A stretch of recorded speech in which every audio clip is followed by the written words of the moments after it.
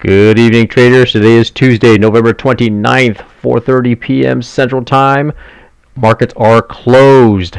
Nothing happened today. Nothing at all. It was a nothing burger. Markets were overall just flattish down, especially the Nasdaq, down 0.59%. And even the VIX was down. So what does that mean? What is going on, right? The VIX, here's the VIX right here. Nothing going on here. Here's TQQQ, what I like to trade. Nothing going on there. Okay, so what happened today? We are waiting for tomorrow's Fed Chair Powell's speech in the afternoon. That's what we're waiting on. That's what the markets were waiting on. But we are also waiting on tomorrow morning's GDP, economic, and jobs report data coming out. But what if I were to tell you, I think the markets already know the answer to the GDP, to the jobs report, and they already know what Powell is going to say. How would I possibly know that? I think the answer is in the MACD that I'm going to show you momentarily, and I'm going to use the data from the last FOMC rate hike of 75 basis points on November 2nd, as well as the CPI. Last October's CPI numbers that came out on November 10th. Okay, so we're going to check that out momentarily. But first, let's just go ahead and go with the scorecard. I am 1 for 2 because this morning's stock market outlook right here, I missed it. I called for today to be a rally. I thought today was going to be a mover day, and I gave it a 60-40% chance of moving big today. But I was wrong, because it occurred to me that I think the markets are waiting for tomorrow. That's what they were doing. They don't want to make a move today. They want to make some move tomorrow. So I believe tomorrow is going to be the big move, okay? And for those who are listening for the first time, a little bit later, I'm going to get into the weeds on some of the today's patterns, and I encourage you to watch these bottom two videos. If you hear something that I say today, a little bit later, that doesn't quite make sense to you, okay?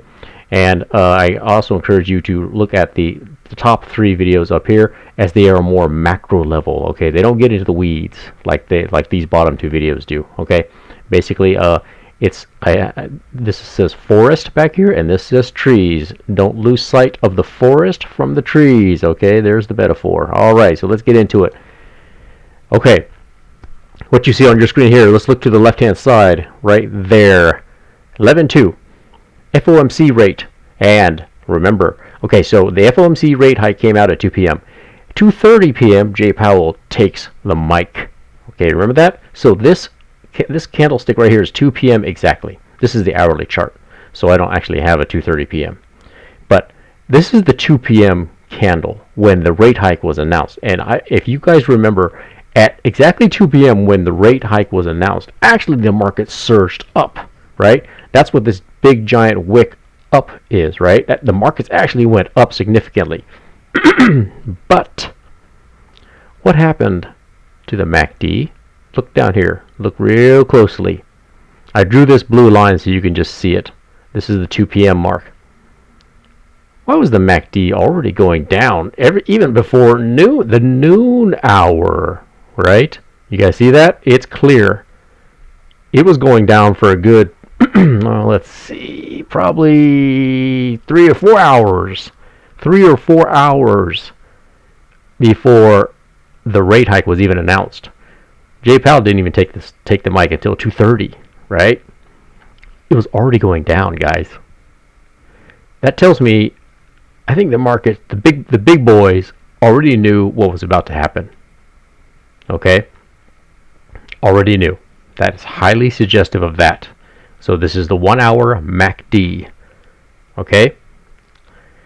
And when everyone knows Jay Powell mic dropped everybody, and the markets just went crashing. Now, even though the markets just went crashing, the MACD still made its way up here. See that? It made its way up in the 2 days that followed the Jay Powell mic drop. Okay, now Basically, what I'm trying to say is from this low point right here on the MACD, right, the day after J. Powell mic dropped everybody, the day after, it went up, up, up, up. Well, the subsequent days went up, up, up, came back down to make a higher low. See that here? See that right here? And right here? See that? Okay. That's a higher low. Because the following day at, what was it, 7:30 in the morning? Well, 7:30 Central Time, 8:30 Eastern Time, an hour before opening bell. Here's the blue line. This is when the CPI came in cool, and the markets surged in pre-market. But look what the MACD was already doing from the day starting the day before, and this line going up is actually extended hours. Okay, so it was actually falling because everybody was getting scared about tomorrow's CPI during the trading hours, right? Remember that? Everyone was like, oh no, CPI is going to come in red hot, right? I thought that too. I thought it too, honestly. At the time, I remember doing the video at the time, the VIX was up, it was elevated. I was like, oh my gosh, look at the VIX. It was even clearing the 30 and 65 minute EMA 50 lines. I was like, oh, this is going to get ugly. But what happened? Look behind the scenes. All the while, this made a higher low compared to when J. Powell mic dropped everyone. Back here, higher low, and extended hours went up. And then when the CPI finally was released, when nobody else could control it, the markets surged. This, to me, is compelling evidence that the markets already knew the answer. They already knew the answer to the CPI, and they weren't going to tell anybody. You see that? That is compelling evidence. That is not an accident. You have higher lows, and then all of a sudden you're going up in extended hours when nobody else can trade anymore, and then you surge in pre-markets when nobody else could trade. By the time everyone can trade, you're already way up here. See, I did a video back then. I said the markets cheated. The markets cheated everyone a chance to get involved in that rally. They cheated. See, so anyways, that is what I wanted to point out on this slide, the 11/2 FOMC rate hike and the 11/10 October CPI release. The markets already knew the answer to the test, guys, before it even came out. Okay? Now, this brings us to today. Here's where we closed today. Look at that nice, perfect wedge that formed. See that? We're kind of falling, and then we formed a wedge. Right? Overall, we can all agree this is down, right? Downward. Now, look at this low compared to that low. That is slightly higher as of today at closing bell today. This is the a 1 hour chart. So if we find that futures tonight, it's going to open back up here in about 20 some odd minutes. If throughout the night futures floats up, doesn't have to go up significantly, it just needs to float, right? It needs to float like it did on 11/10. See, it just kind of floated, surge. Okay? If futures tonight kind of floats up, that's just only going to confirm my suspicion that tomorrow's GDP numbers, tomorrow's labor numbers, all of those numbers, by the way, come out before opening bell once again, right? We all know that. The markets already knew the answer to it, and they're getting ready. Basically, they were just like they did on 11/10 before the October CPI numbers came out. They were just dropping the markets, trying to scare everyone to put in your, maybe trying to create a bear trap, right? Get your shorts in, guys. Get your shorts in. Short the market. Only to rip the tape on you potentially tomorrow. To the upside, I mean. Right? Looks like it's just been going down. And I think even on my opening slide right here, see, look at this right here. S&P and Nasdaq closed lower for a third day as investors look to Fed Chair Powell's speech. A third day, right? So there you have that. Okay. Now, I think that's pretty much all I want to say about that. Oh, other than, you know, this channel line. Okay, so this dotted line is the bottom of the channel, right? So it fell out of the bottom of the channel. Now it's going down here. This line down here is the drop dead channel line. It is the drop dead channel line because, let me go over here and show you why. Here's the drop dead channel line right here. Zoom out, because that is the beginning of the October 10th CPI right here. This. You go lower than this, now that is curtains, my friends. You go lower than this line, that's it. Because this was the higher low to that, right? And that was like the double bottom. Yeah, see, that was the double bottom to the October 13th low. Right, this is the October 13th low. This is my favorite date if you guys been listening to me and watching me. So this is October 13th low. This is the double bottom. That's the higher low to the double bottom. So tomorrow, here we go. Tomorrow, for any reason you lose this line, now I'm going short. Okay? If you lose this line, you're going short. So just be careful though. Because like right here, let me check this out. Oops. Let me just zoom it up, zoom in. Okay. It can go below the line, but then still overtake it. So just because it crosses below the line, don't just automatically start shorting it. It's got to like go below the line, try to come up and back test, and then fail. Okay, it's got to like fail down. This is not failing, obviously. This is just consolidating.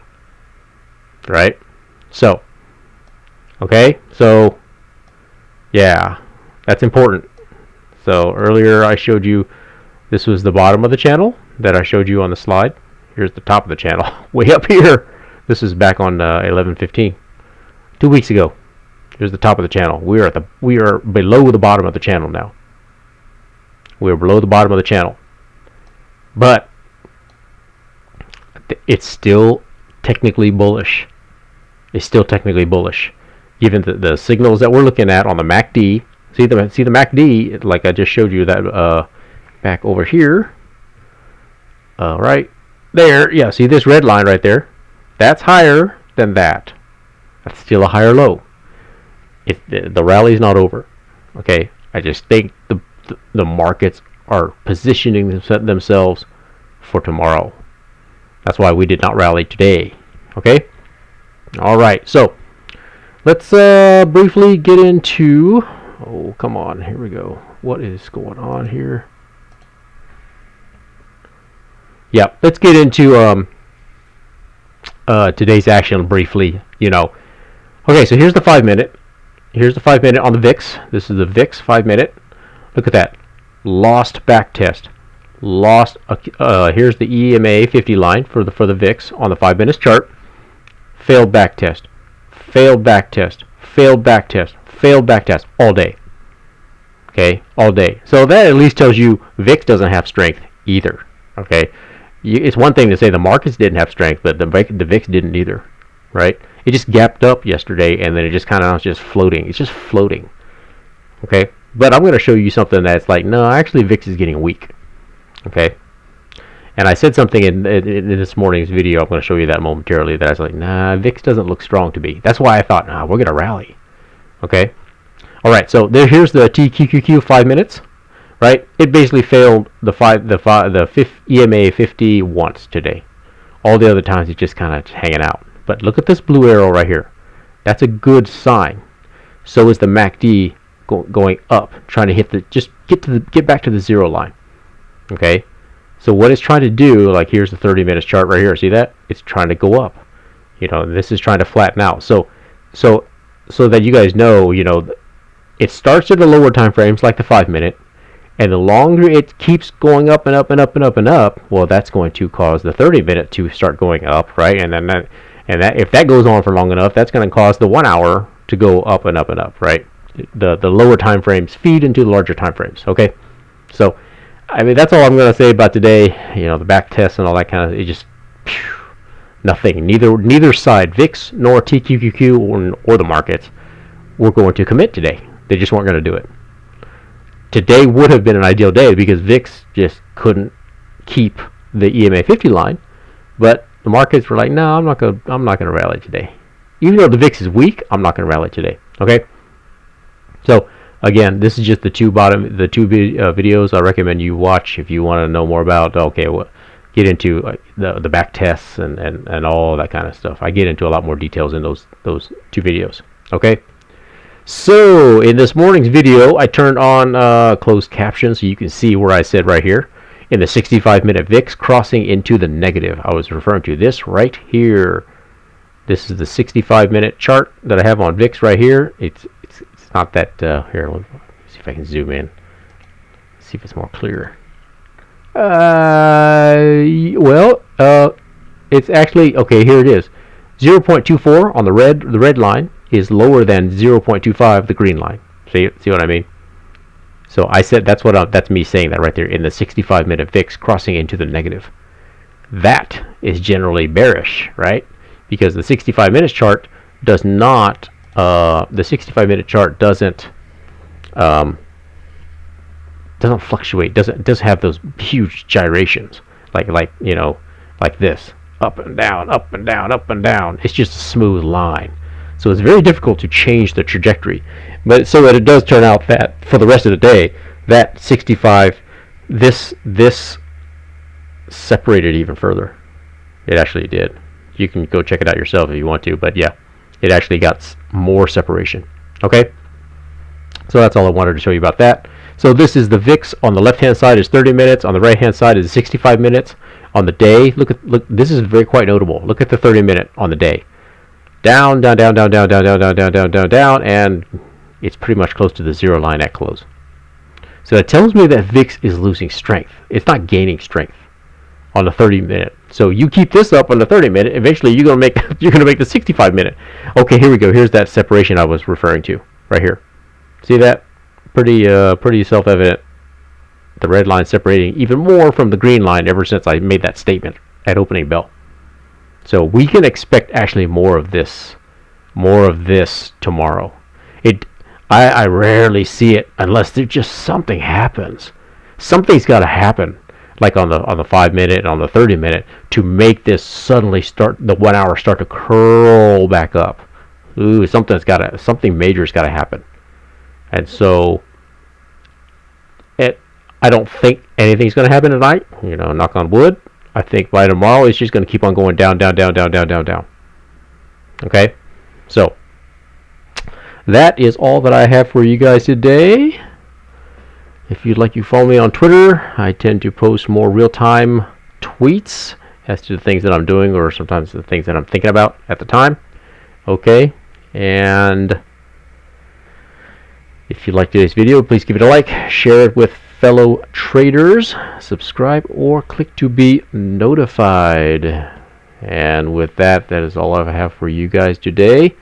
I will be talking to you again tomorrow morning, and I'll be watching futures tonight. Agent 000 signing off.